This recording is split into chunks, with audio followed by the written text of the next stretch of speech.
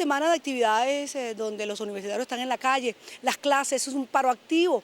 Se hizo un diálogo, el cual yo de verdad como periodista y como profesor universitario celebro, como fue ese comando intergremial que logró unir a dos posturas distintas que nos permitieron en esa oportunidad, cuando se celebró, conocer por qué la sindicalización, y también nos permitió conocer por qué la homologación, para que cada uno de nosotros podamos decidir si nos sindicalizamos o seguimos como asociación. Es por ello que hoy pues quiero presentarle a los profesores que tuvieron en ese foro organizado por ese comando interfacultades, un poco para conocer la postura. También vino desde la Universidad de Oriente el profesor Marzullo, que nos explicó todo a nivel histórico cómo nuestro salario está deteriorado. Estuvo el exrector Asdrúbal Romero, quien nos dijo, más que una lucha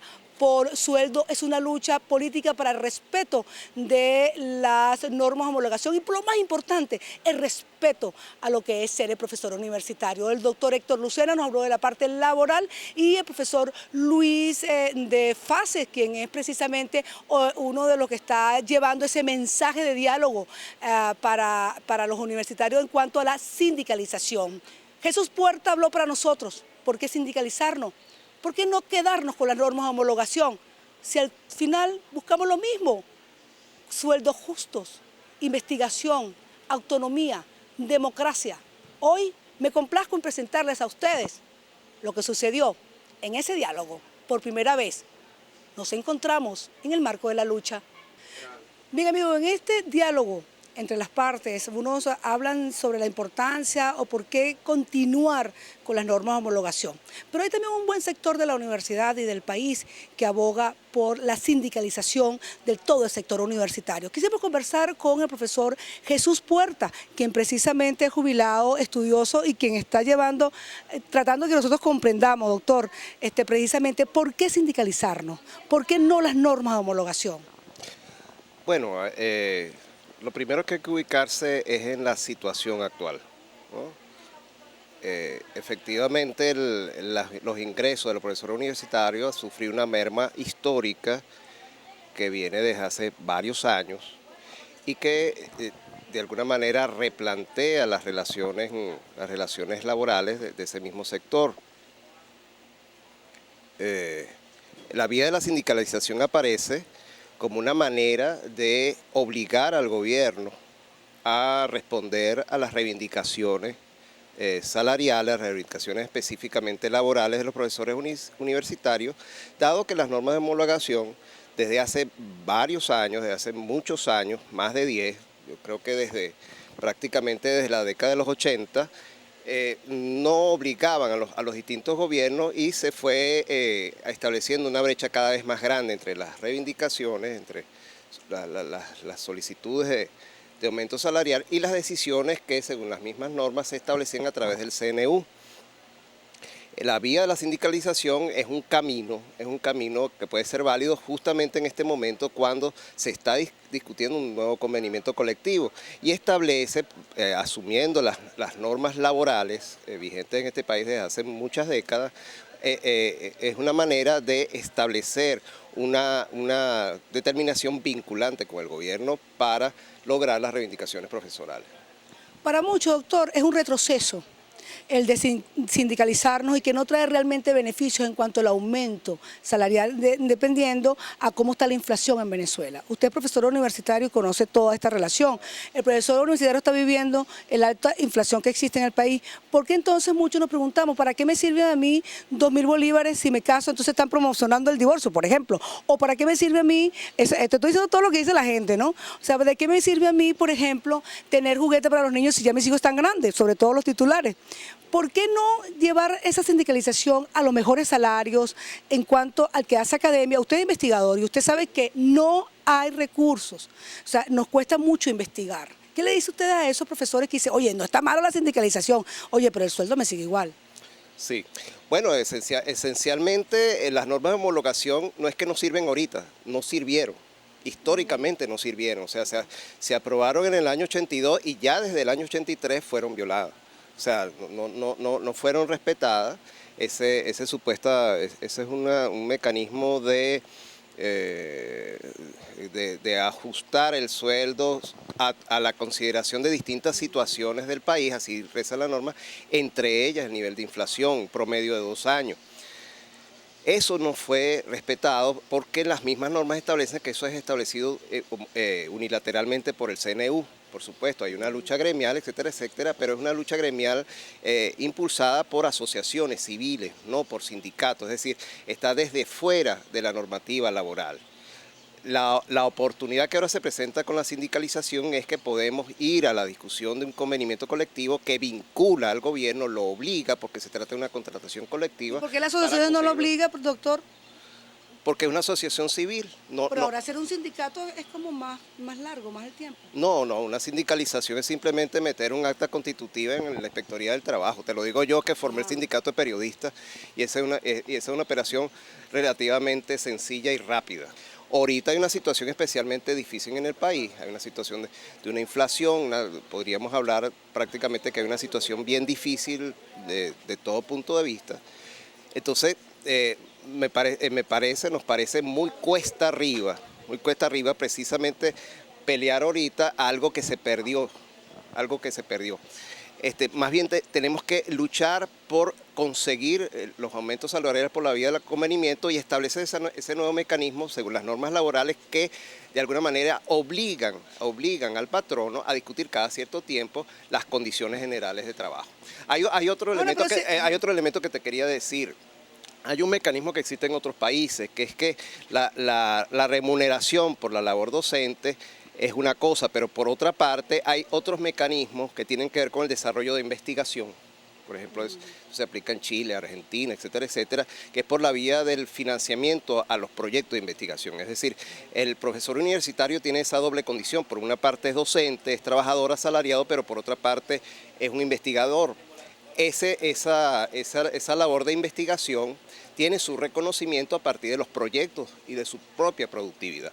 Yo pienso que es también la oportunidad para afrontar esa doble condición y resolver la parte laboral salarial, digámoslo así, y por otra parte aprovechar las políticas en ciencia y tecnología que estimulan la investigación a través de los proyectos. En ese caso tendríamos que repensar las asociaciones de profesores, porque si tú te pones a ver las asociaciones de profesores actualmente son prácticamente organizaciones de tipo laboral, sin serlo. O sea, sus funciones son funciones de sindicato, son defender condiciones de trabajo, de sueldo, de remuneración, de derechos, etcétera, etcétera, pero cumplen funciones de sindicato, pero no son sindicatos legalmente. Entonces, en todo caso, la asociación tendría que repensarse tomando en cuenta precisamente eso lo que te digo, pues esa otra condición del profesor como investigador. Eso tiene que ver con la evolución que han tenido estas instituciones. Fíjate que por ejemplo, en la Universidad de Carabobo, a partir de la apertura de distintos doctorados de hace 11, 12 años, ha habido un crecimiento en términos de productividad científica, productividad académica.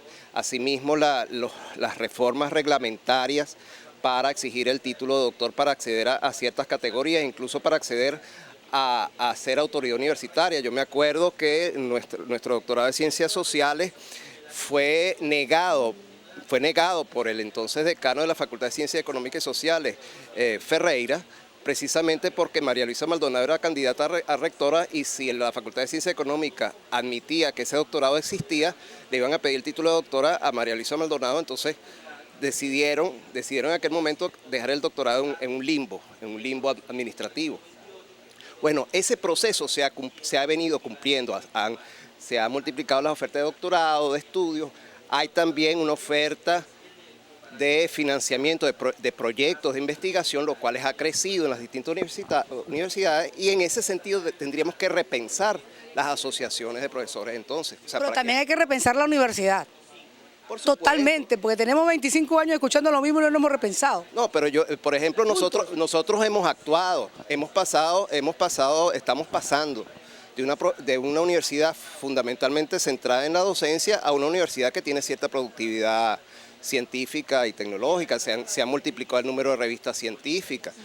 ha aumentado el número de doctorandos, ha aumentado las ofertas de estudio, o sea que de alguna manera nosotros no hemos sido puro bla bla.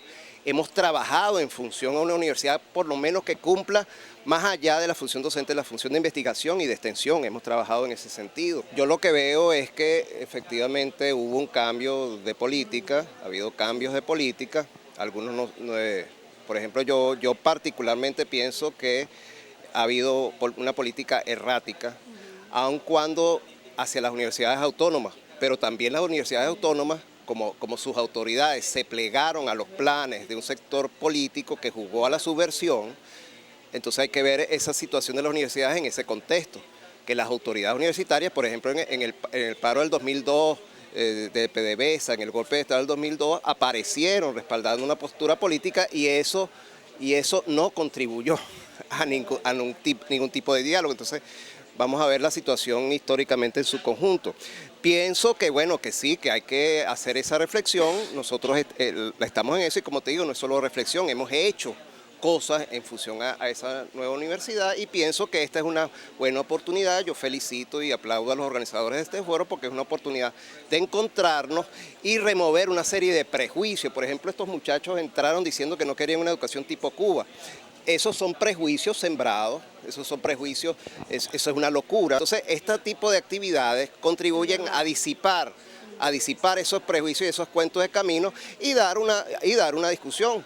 Yo estoy abierto a todas las situaciones y bueno, yo tengo propuestas que hacer, un grupo de profesores nos reunimos y vimos, bueno, ¿por qué no plantear esto? Y bueno, por eso te insisto, aplaudo esta iniciativa, ojalá que se repitan, porque como te digo, es un proceso de reflexión colectiva en medio de una situación que no es fácil. Y que yo celebro que ustedes hayan aceptado, porque tampoco es fácil que ustedes asistan, no en el caso de ustedes, usted siempre está abierto, de muchos de los que integran esa comunidad, es a veces difícil lograr que ellos puedan asistir o que nos den unas declaraciones en cuanto a que realmente qué nos ofrece esa sindicalización en beneficio, porque al final todos buscamos lo mismo, doctor, investigación, autonomía, democracia, participación. El cuadro que presentó el profesor de la UDO, de la depreciación de los sueldos, todos lo sentimos y además hay algo hacia lo cual él no apuntó, él se refiere a las remuneraciones por concepto de docencia y habló, creo que fue porque no le alcanzó el tiempo, tal vez.